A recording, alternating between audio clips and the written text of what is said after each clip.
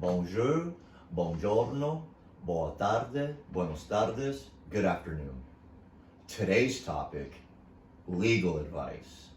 Now, I don't particularly want anyone to be in a situation where they need legal counseling, but I don't know. I thought this would be a pretty interesting subject to deep dive into. And that being said, let's just go ahead and get right into it. Our first story, with 358 upvotes.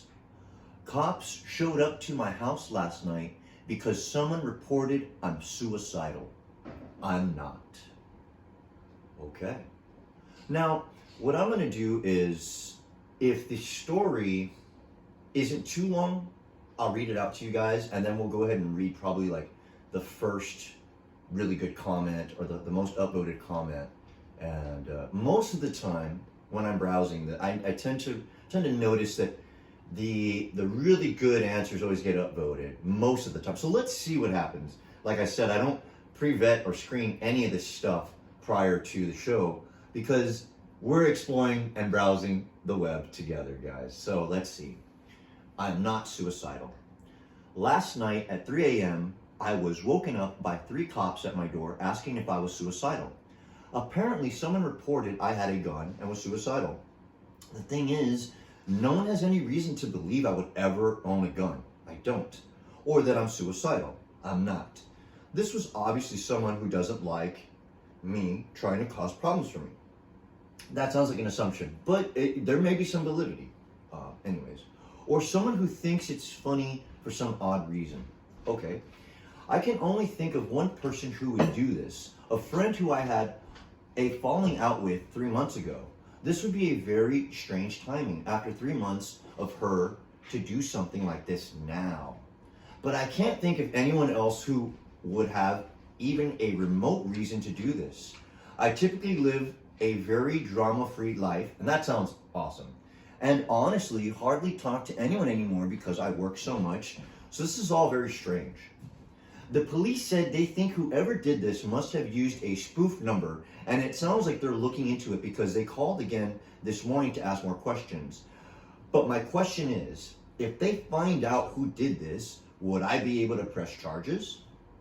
I know for a fact it wasn't a report based on genuine concern because there's literally nothing I've said or done to make anyone think anything they said is true. Any insight would be helpful. I'm just really, really confused by this whole thing. Okay, and here we go. The most upvoted comment has 309 upvotes. Nepal Mentor, Meditator, I don't know. And you know, I butchered your name, and for that I apologize. The police and state can choose to press charges for false reporting. You see? Boom, just as that. Short and sweet. Perfect. Okay. Our second story has 174 upvotes. Please don't let them accidentally kill my daughter. Wow. Oh man. I'm telling you, we don't vet this. And here we go. So, my daughter, who is in her late 20s, is a mess.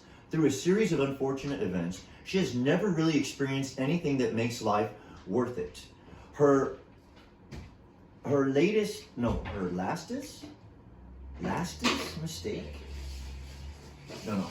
mistake, that's not what they wrote. Her last mistake was a boyfriend she chose and the addiction that they now share. Mexies, which is fentanyl, a drug that is more addicting than heroin and more deadly people in the, oh my gosh, this is not written very well, you guys, I'm so sorry. And more deadly people in the US are dying daily from overdose. Okay, that was not worded very well, sorry. We live in Washington, but for some reason last summer, they were in a one-vehicle accident. She was a passenger, and he saw a deer. But I believe in reality, he probably nodded off and rolled the car 3 times. Oh my gosh. Then it caught on fire. He was not injured. My daughter, however, fractured her back severely and her neck in 3 places. She crawled out of vehicle on her own and was airlifted to Boise, where she underwent a surgery on her back that required some hardware to replace the vertebrae that had been crushed. So it has been hell ever since. Now her body is rejecting the hardware, so she is a ticking time bomb. Is it working its way out of not surgically fixed soon?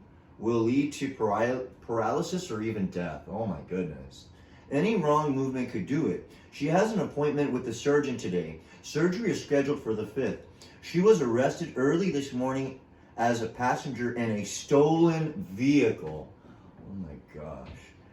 I called the jail and explained to them what was going on, and if they kept her, it could actually kill her.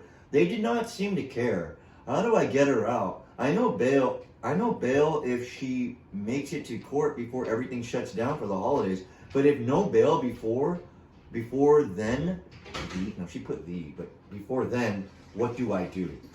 Oh my goodness, that was a lot. And let's see, our most upvoted comment in this thread, Reddit user 1211 with 303 upvotes. You help her get a lawyer.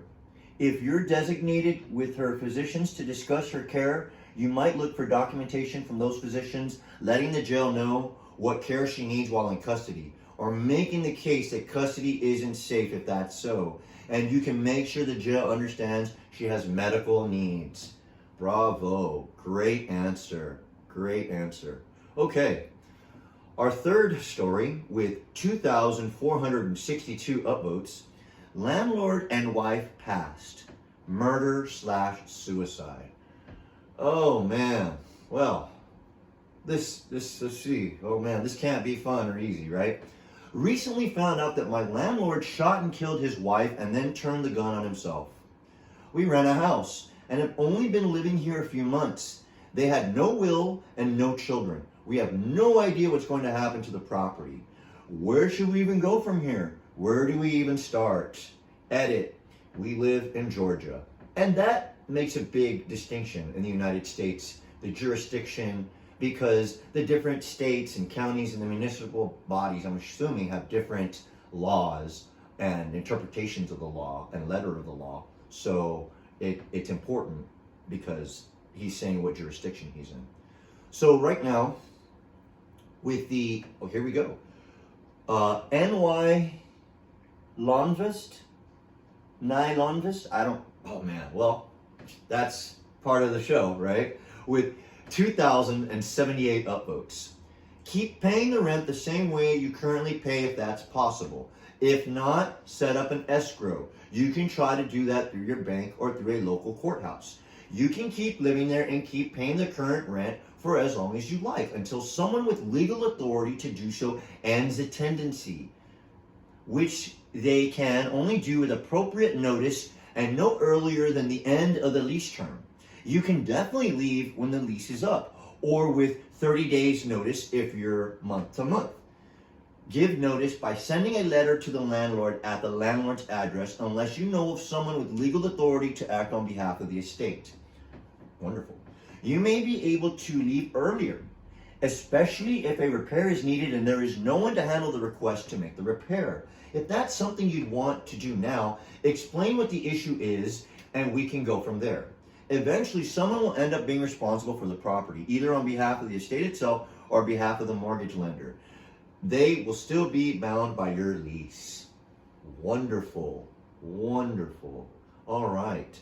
So it's not going to be all bad. It's going to be all over the place because it's just legal advice. Our following story, scammed out of $130,000. Oh man, that can't be fun. Are you serious? Oh man. Okay, and it's not that long. So, okay. I just discovered I was a victim of a somewhat elaborate scam with a construction company. I knew I would be able to English eventually, to the tune of $130,000, which is a lot of money. A few weeks ago, I received a real invoice from the company. A few minutes later, a follow-up email was sent from the same identical but forged sender address that directed me to send a wire transfer to a bank in a different state, which, I mean, to me is already kind of suspicious, but okay.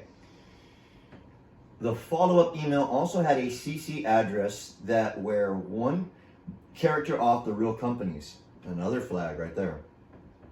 The construction company has a record of the first email in their sent items, but not the second. At the same time, the construction company was receiving fake emails from me, stalling them for time because they reached out again to me via alternative means. The construction company also has told me after the fact that they do not use wire transfer for payments. Oh man. Based on all this, it seems extremely likely that their email systems have been compromised. Assuming the banks are not able to resolve this and the construction company does not own to this, how can I protect myself legally? $100,000 is a huge sum of money for me. Not just for you. I'm pretty sure for a lot of people, that's a lot of freaking money. Okay, guys, so our I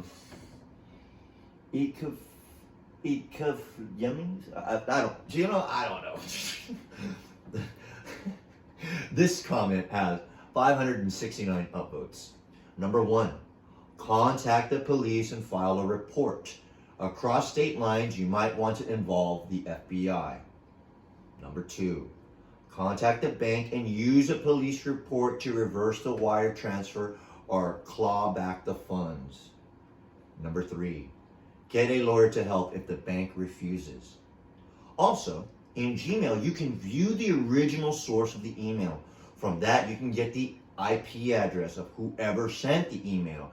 Compare the original and the forged IPs to see if it was sent from the company's email server. And that would be a good way to determine where the compromise is coming from. It could be the individual's computer that got scammed, or it could be the construction company. So that's really good. Bravo, ECAFYELIMS. Great comment. Thank you so much. So let's go to our following story. And okay, so I'm assuming it's Michigan because this is where they live. High APR loans. Usury? Okay, well, hey Alexa, what's an APR loan? Here's something I found on the web. According to mortgageloan.com, APR stands for annual percentage rate, a way of showing the true cost of a mortgage or other type of loan. Awesome. Thank you so much. So let's go ahead and see what's going on. All right. I figured this would be my best place to start. My mother took out 3 loans this year with outrageous APRs. $3,500 at 134.91%. Another $3,000 at 214%. And then another $1,000 at 688%. I wish I was making this up. This is what? The first 2 are not tribal loans from what I can gather, but loans from online lenders that have an agreement of 2 to 3 years. The third is a form of tribal lender with a 5-month agreement. I don't know where to begin with this or what my first course of action should be. My mother cannot afford these payments. It's near $1,500 a month.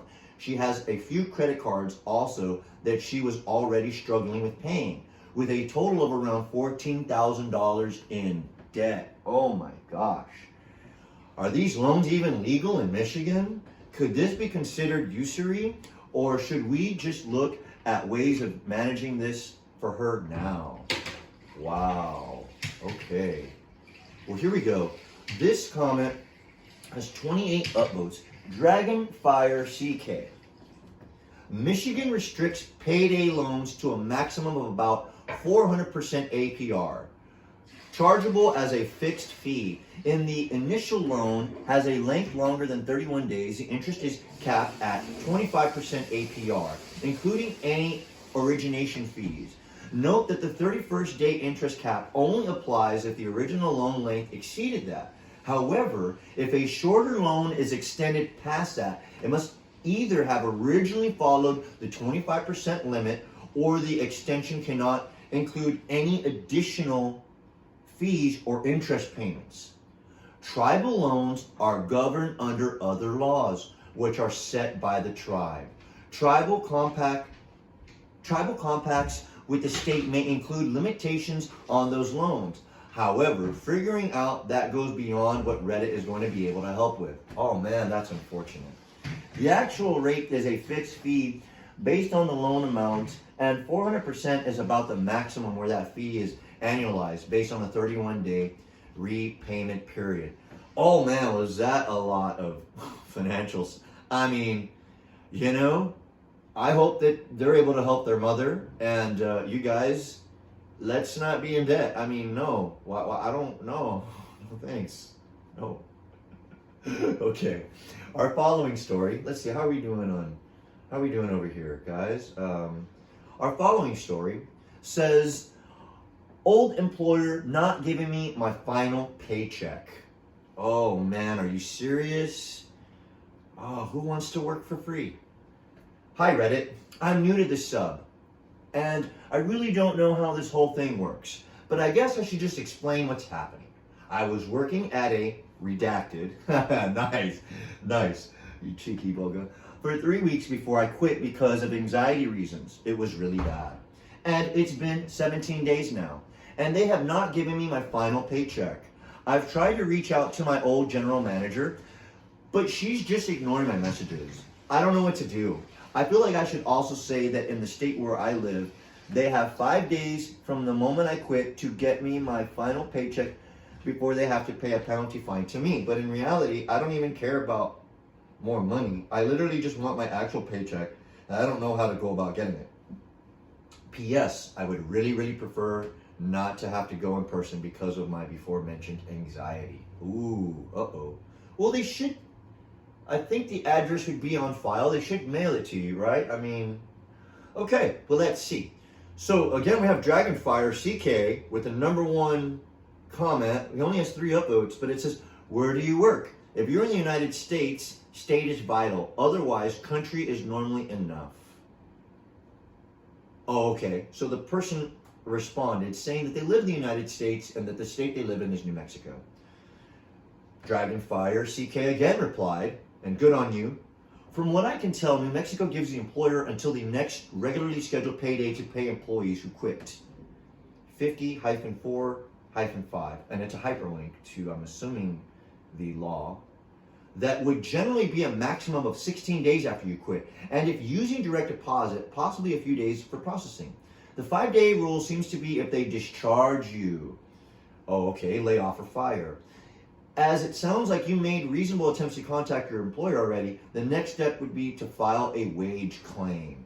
Okay, so you guys, I'm kind of looking at the time, and I mean, there's still so many more stories. Oh man, I feel like we're not, rent being raised, my ex claims he still has rights to my kids, following adoption, need help with a squatter in New Jersey, business owner is trading services for personal items, favors in lieu of pay for services. What? Student loan servicer cannot produce proof that they actually own my loan. What should I do? Cronus outage company has no backup plan. Can a debt collector serve someone other than myself? Concerned someone may be living in my house we're buying. Oh my God. Bank account hacked and all my money was taken. Renter taking over. Oh, and we're not even done just reading the headlines. I wanted to unpack all of this stuff for you. And I think we do need to unpack. Oh my gosh. How about this? If you think you need legal advice, yes, I implore you to get legal counsel. But how about don't be in a position where you need legal advice either? My goodness. All right, guys. Wow. I had no idea what was going to happen. And, I'm sorry for the noise in the background. But, my mom wants the house to be clean, and I don't blame her either. Anyways, so let's go ahead and start in the far corner. And I would like to take this time, sir, to salute you, Troy. That is with Troy with an I, T-R-O-I, Troy Terrain, aka Star aka Chucky, your friend today. I mean, he's got a whole bunch of stuff. This is his show, the Hip Hop Police. And I don't want to mention the other individuals' names. I don't even know their names. I believe the man on the left is a retired captain. I forget what borough. And the man on the right is covered because I think he's still an undercover police officer. And, you know, they're discussing what's going on in New York and in hip hop and all that stuff. And, you know, some people don't like snitching. Some people do. I don't know. I mean, you know, like the police were saying, a lot of times when you're doing the snitching, you're doing the police's job. And a lot of crimes probably wouldn't have gotten solved without that. So is that good or bad? I don't know. This one, well, if you guys don't recognize this, it's okay. I don't know if they're gonna finish this, get it together or not. I like the way it looks. I was very bummed out by the reviews and all the stuff going on. I mean, I think it looks beautiful. This is supposed to be Los Angeles. The year in this video game is 2077, and that should be a big giveaway. But yeah, we're not really going to give them much more shine than that. I wanted the visuals, and you know, I didn't know if he was going to be walking around or driving a car, a motorcycle, or what. But you know, that being said, you guys, like I said, do not be in a situation where you need legal advice. But if there was something else that you thought we missed or something we should dive deeper into, don't hesitate to let us know down there below. And as always, thank you very much. Y'all know the drill. Keep it locked in. Go fit yourself. Thank you for the privilege of your time. And I love you guys. Right? Oh my gosh. I know I'd get the outro eventually.